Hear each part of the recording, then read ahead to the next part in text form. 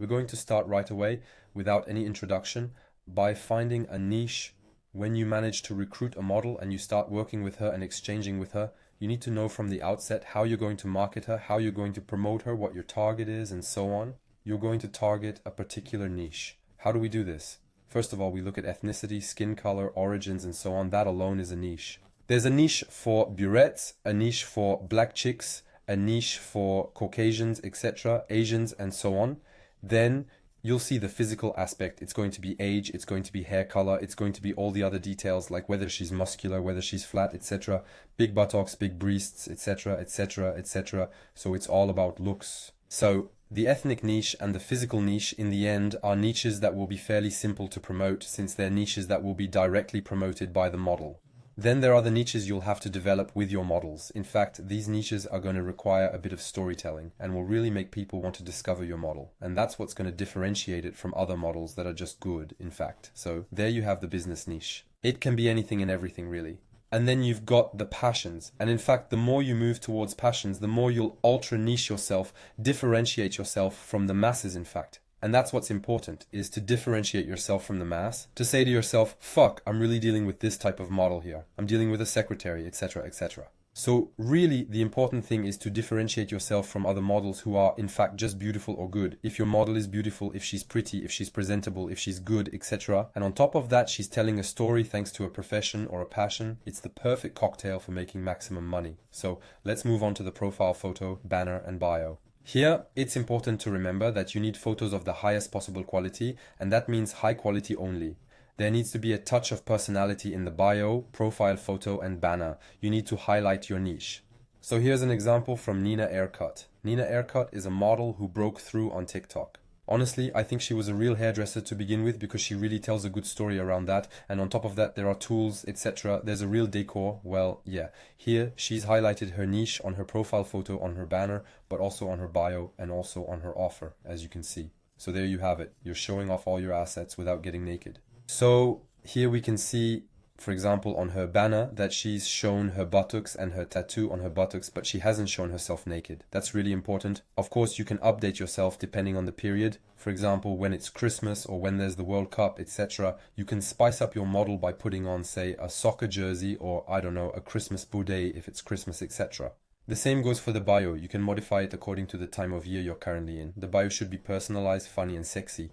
So it's super important to have a bio that's a bit funny with little puns in it because in fact it's going to trigger an emotion in relation to the audience and it's going to make them want to discover the model even more. And believe me, a model with a sense of humor is much more appealing than a model who's just a wall, in fact, who's just good. Well, a model who's just good, in the end, you feel like you're talking to a bot. So the idea here is to talk to a real human being who's fun and sexy. So don't be too descriptive when you write your bio. I've done a whole video on bio anyway. iPhonomics set me up for success. I will, of course, put the link to the video right here, don't worry. But basically, the bio has to be personalized, has to be sexy, as I said. But on top of that, you can't be too logical and descriptive. We're not going to describe what we're like physically. We're not going to describe everything we like to do with a huge bulleted list of 600 things to do. No, we're not going to describe everything we like to do with a huge bulleted list of 600 things to do. No, really, you have to be as concise as possible, okay? And manage to keep your description to a maximum of about 300 or 400 words, tops. You can make a bulleted list of what the model can offer, but really very light, with no more than 4 or 5 proposals. The aim really is to synthesize everything so that it's as short and incisive as possible. So obviously keep it simple, okay? Don't use strong language, so that's copywriting.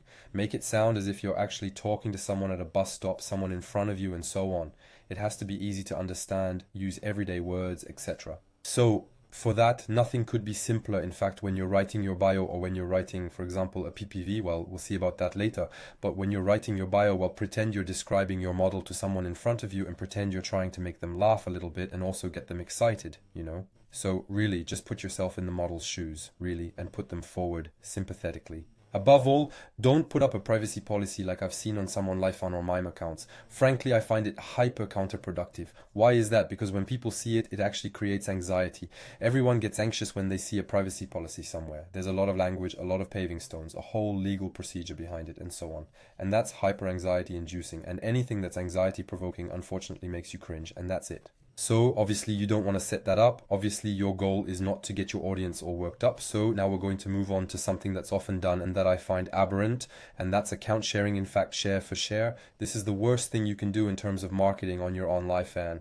It creates confusion on the part of the subscriber who has come to discover you and who in fact is going to have another model displayed on your feed. Again, what is share for share? Share for share is when you share a model for money, or when you share a model on your OnlyFans feed and she shares you on her feed. The problem with this is that it creates a lot of confusion. Your audience will feel cheated once they've subscribed to your Onlyfans. They'll say to themselves, wait a minute, I didn't want to see anything. I didn't want to see the other one. It's like going to McDonald's and then being offered pizza from another pizzeria next door. You're like, what the hell is this doing here? I mean, it's weird, and marketing confusion is really bad. Now, all of a sudden, you're getting into a dynamic that's a little too professional, a little too marketing oriented, and a little out of place. Your goal is to discover yourself. It's about us falling in love with you, not mixing one into our model, not sharing another model. You see, it's confusing. It's really bad. What's more, you should know that the leads you're going to get from sharing are low quality leads because in fact, they're people who are spreading their wallets over a lot of different models. In the end, they have a very limited portfolio compared to you. What I recommend, on the other hand, is that you learn a real acquisition method and execute it. So for that, you have the 4 best acquisition sources currently on the market. It's going to be Instagram, dating apps, and it's going to be Reddit and TikTok. So that's where you're going to get quality spenders. Obviously, you'll find all the training you need to learn these acquisition methods on my YouTube channel. So I highly recommend you check it out. You have a complete training video on TikTok, on Reddit, on Tinder, and on Instagram. So you'll have all that on my YouTube channel. What I recommend you do when you're starting out as an agency or even as a model is to have no more than 2 sources of acquisition in the beginning, or even just 1. Why not? Because in fact, it's impossible to be expert in all 4 sources of acquisition from the outset. Your goal is to become an expert, right? To become a master of a particular source of acquisition. If you start with 4 acquisition sources at once, first of all, it's going to give you a lot of work because the aim is not to outsource from the outset. The goal is to do everything yourself. But if you've only got 2 acquisition sources to worry about, well, that's going to lighten your workload and you'll be able to really add value to those acquisition sources. So first of all, no more than 2 sources of acquisition at the very beginning. What I also recommend is that you first put your energy into so-called free acquisition sources like Reddit or TikTok.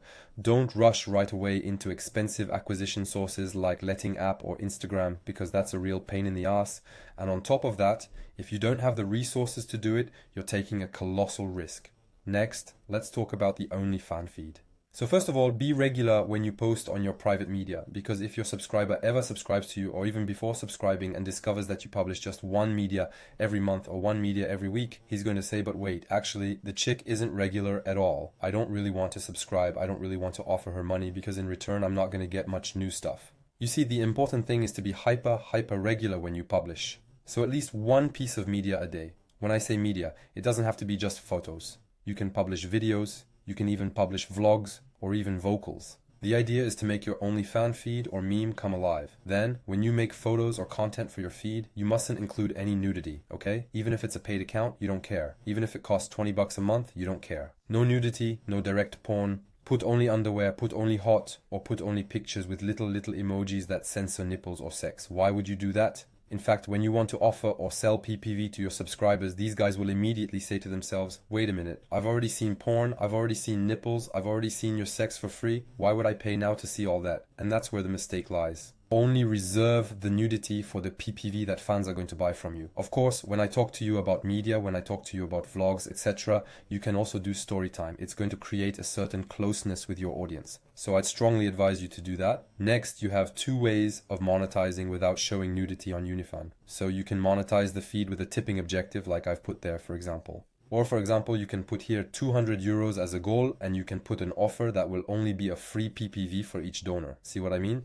When the target is reached, you can make this offer urgent, saying that it's only valid for 24 hours and warn that if the target isn't reached, the offer will disappear. The good thing about this is that tomorrow you'll already be able to monetize something that isn't necessarily linked to nudity. And on top of that, you're making free money. You don't have to chat to do this. You don't have to spend any time. So that's pretty good. So yes, it's not going to be the bulk of your income, but it will round out the VC. Then once you've built up a good relationship with your good buyers and good tippers, you can ask for services. Instead of selling them PPVs, you can simply tell them that you're currently having a bit of trouble paying the rent and would like a little help.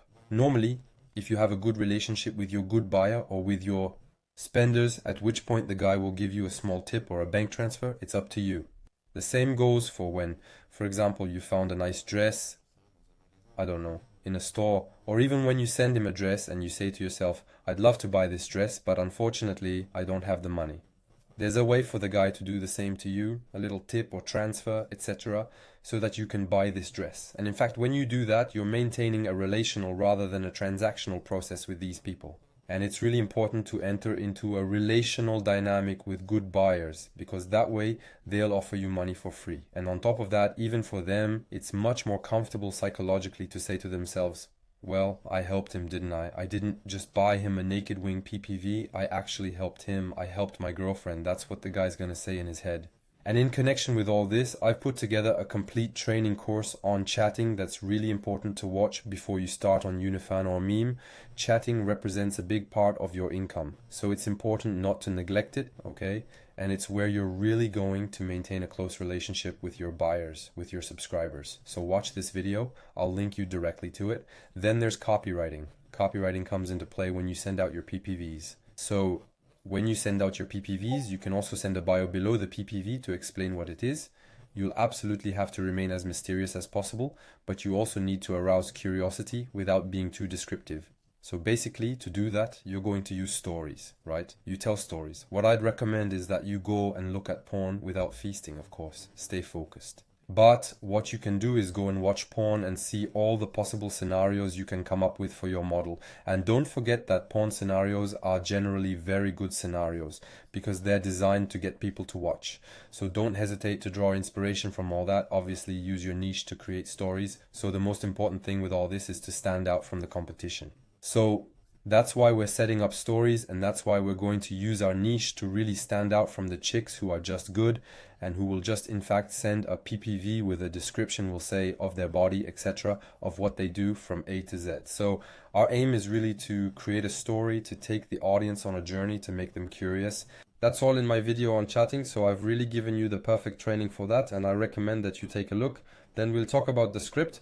The script is what will enable you to sell PPV easily. It's very important to have an excellent relationship before using the script. It's hyper important to know as much as possible about the user, the subscriber, before using the script. Why is that? Because in fact, the script is just there to sell the PPV and it's just there to sexualize the conversation. But if beforehand you haven't established a feeling of trust with the subscriber and above all real emotions, a kind of relationship foundation with him, it's going to be very complicated to get him to sell anything and everything. So the idea with the script is to give the illusion of reality and that everything is done on the spot with the subscriber in question.